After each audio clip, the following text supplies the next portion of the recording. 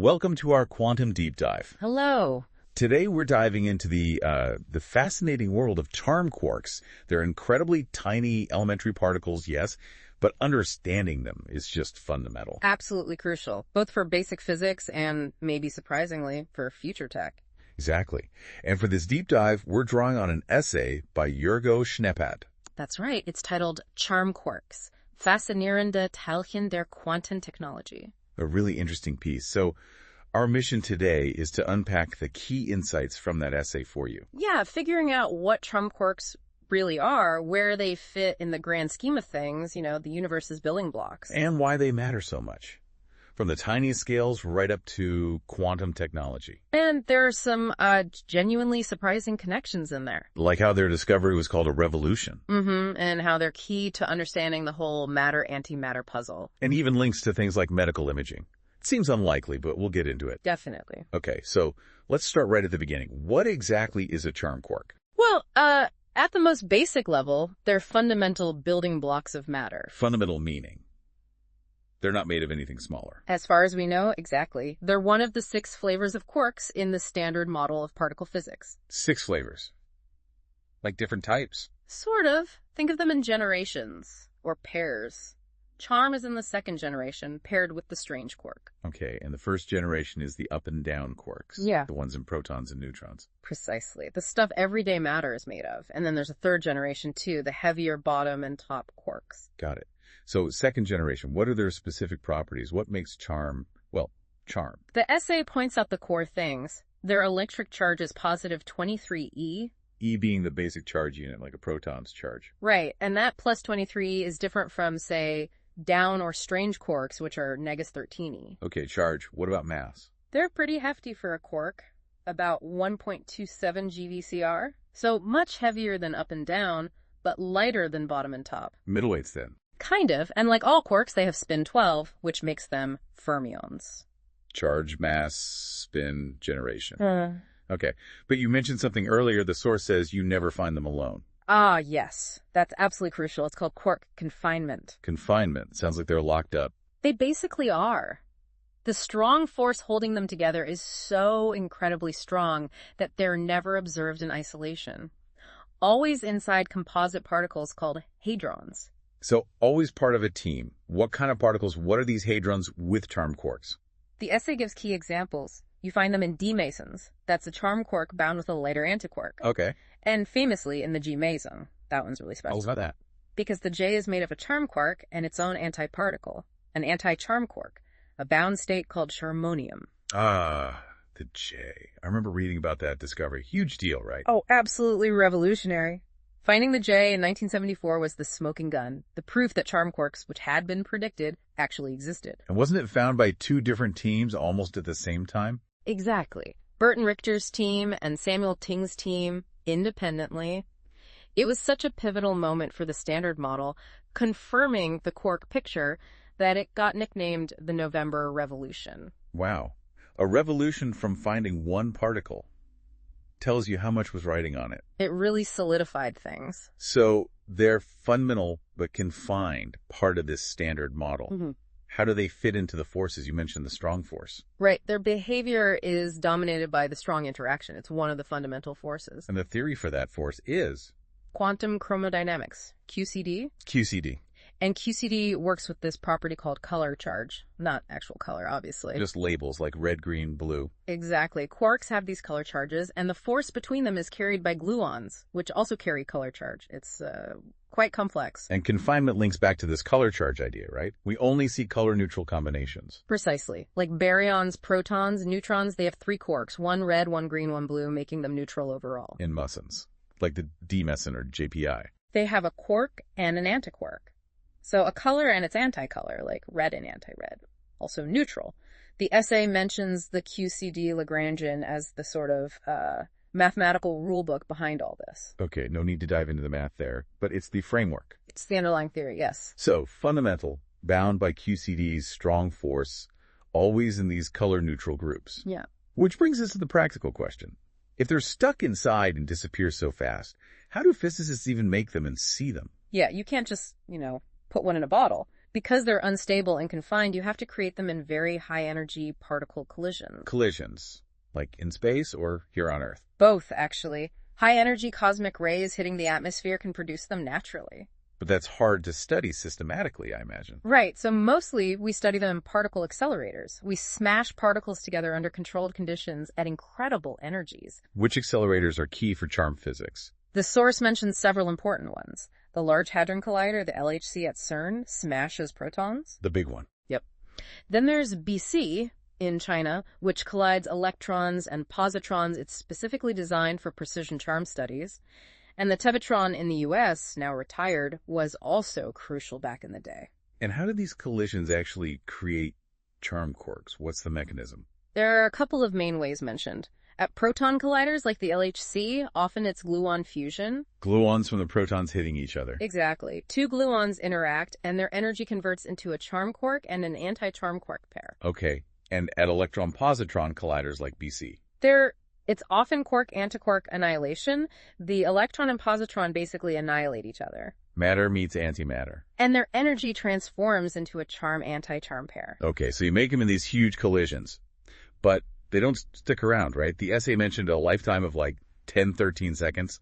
That's unbelievably short. Vanishingly short. You absolutely cannot see the charm quark itself directly. So how do you detect them at all? You look for their footprints, their decay products. Charm quarks decay through another fundamental force, the weak interaction, into lighter, more stable particles. And detectors pick up those decay products. Yes, modern particle detectors are incredibly sophisticated. They're built to track and identify the signatures left behind by these decays.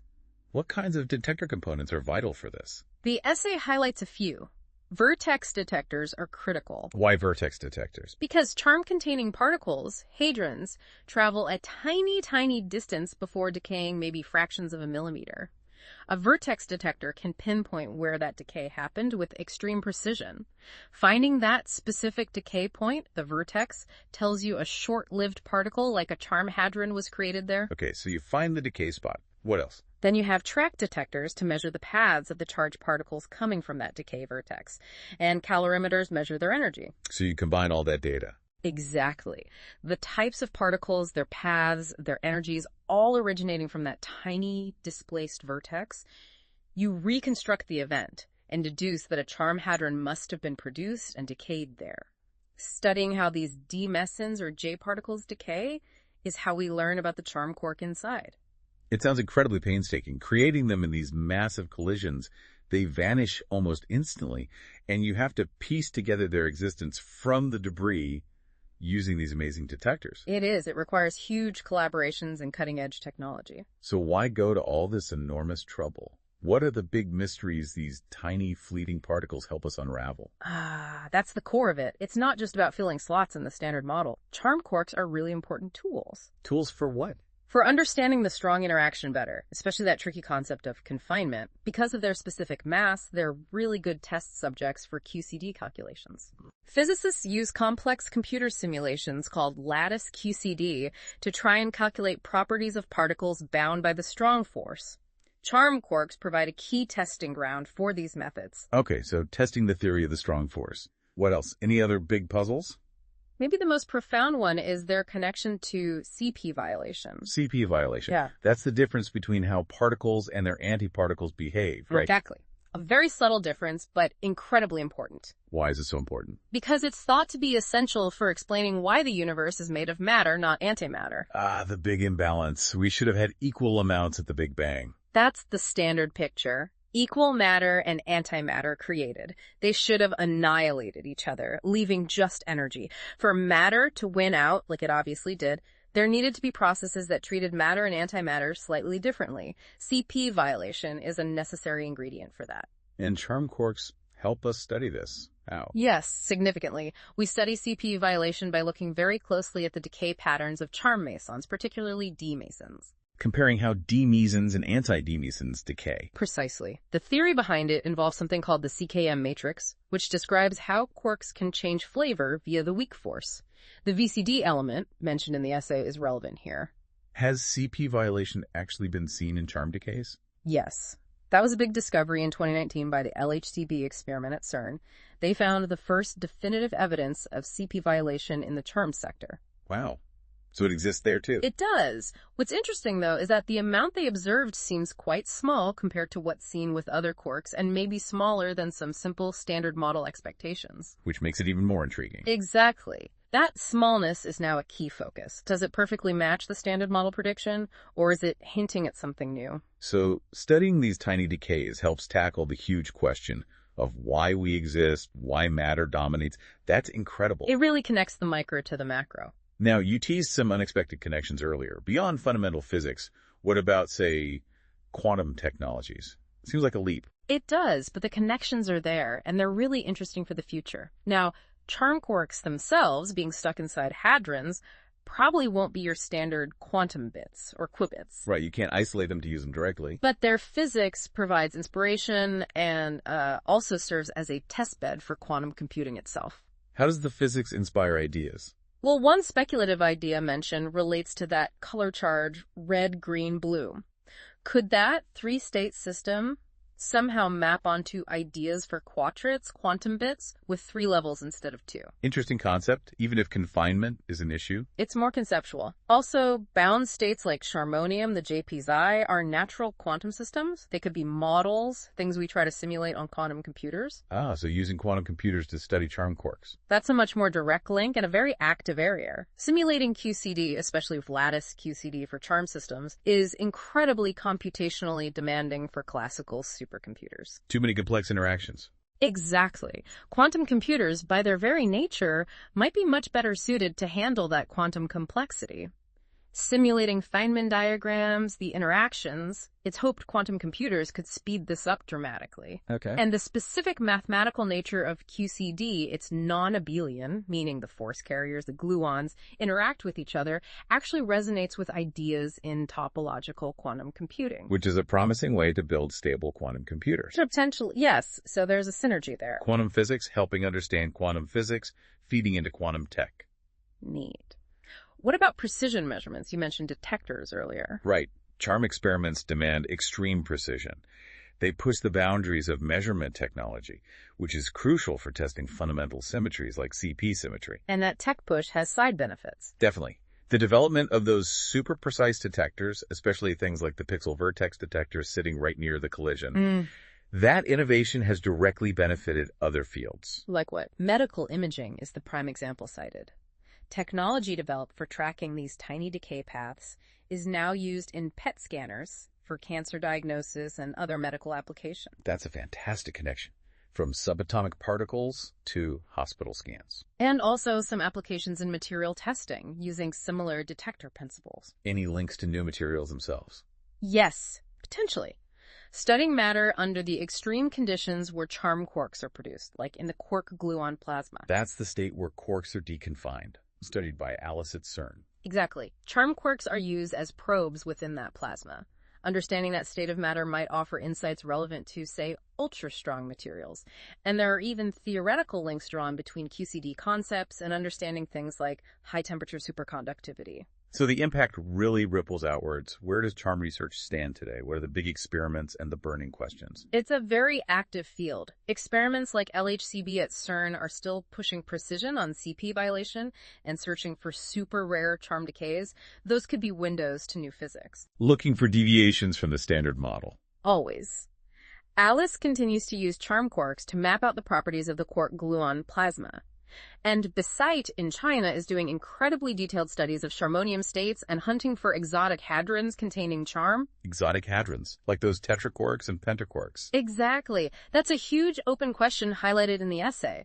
Are these really new types of fundamental quark arrangements or something more mundane like molecules of simpler particles? It's a hot debate. So despite all we know, there are still major unknowns. Oh, absolutely. Key questions remain. Why is the CP violation in charm so small? Is it just the standard model value, or is there something else subtly contributing, some new physics? The million-dollar question in particle physics. Pretty much. And understanding those exotic states, tetraquarks, pentaquarks, is vital. Plus, could extremely rare charm decays, ones forbidden or highly suppressed in the standard model, give us clues about dark matter or other completely new particles? Always searching beyond the known. And looking ahead, how will future machines, maybe like a future circular collider, allow us to probe charm physics even more deeply? There's still plenty to discover. It really seems this one particle connects to so many fundamental areas. It's a cornerstone in many ways. Okay, let's try to summarize the key takeaways from this deep dive based on Yorgo Schneppat's essay. Well, we've established charm quarks are fundamental particles, second generation in the Standard Model, with specific charge and mass. Right, and they're governed by the strong force, QCD, leading to confinement, meaning they're always inside hadrons like Mesons or the GPI. We don't see them directly, but create them in high-energy collisions and detect their almost instantaneous decays using very sophisticated detectors. And crucially, studying them isn't just particle bookkeeping. They're vital for testing the strong force, and especially for understanding CP violation. That matter-antimatter asymmetry, which is key to why our matter-filled universe exists at all. And then there are those surprising links to technology inspiring quantum computing ideas, providing test cases for quantum simulation. And, very tangibly, driving detector innovations that end up being used in medicine and material science. The essay really paints a picture of how exploring these incredibly small, fleeting particles helps us tackle the biggest questions about the cosmos and, unexpectedly, drives innovation. It shows the power of fundamental research. You often don't know where the applications will emerge. So here's a final thought for you, drawing on those open questions. Maybe the key to unlocking the next big revolution in physics, finding what lies beyond our current understanding, or even enabling truly transformative quantum technologies. Maybe those secrets are hidden in the subtle behavior of the charm quark. It's entirely possible. We're still deciphering its messages. And all the insights we've explored today came from the detailed work presented in Yorgo Schneppat's essay, Charm Quarks, Faszinierende Teilchen der Quantentechnologie. A great foundation for this discussion. That wraps up our deep dive for today. Thanks for joining us. Thank you. Goodbye. Goodbye.